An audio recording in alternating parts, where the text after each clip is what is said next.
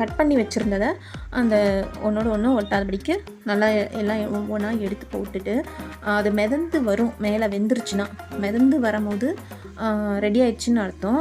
அப்போ நம்ம எடுத்து வச்சுக்கணும். எடுத்து வச்சுட்டு நல்லா தேங்காய் பூவை நல்லா துருகி ரெடி பண்ணி வச்சுக்கணும். தேவையான அளவு சர்க்கரை எந்த அளவுக்கு உங்களுக்கு தேவைப்படுதோ அந்த அளவுக்கு சர்க்கரை எடுத்துக்கோங்க. ஒரு 2-3 ஏலக்காய் எடுத்துக்கிட்டனாலும் நீங்கள் எடுத்துக்கலாம். இப்போ தண்ணி நல்லா கொதிச்சு வந்துருச்சு. நான் குட்டி குட்டியாக கட் பண்ணி வச்சுருந்ததை ஒவ்வொன்றா போட்டு வேக வச்சு எடுத்துக்கிறேன். அது போட்டோன்னே தண்ணிக்குள்ளே போகும். வெந்து வரும்போது மேலே அப்படி மிதந்து வரும். வெந்துருச்சுன்னு அர்த்தம். எடுத்து ரெடி பண்ணிவிட்டு நம்ம சூடாக பரிமாறிட்டோம்னா சாப்பிடும் போது அவ்வளோ டேஸ்டியாக சூப்பராக இருக்கும்.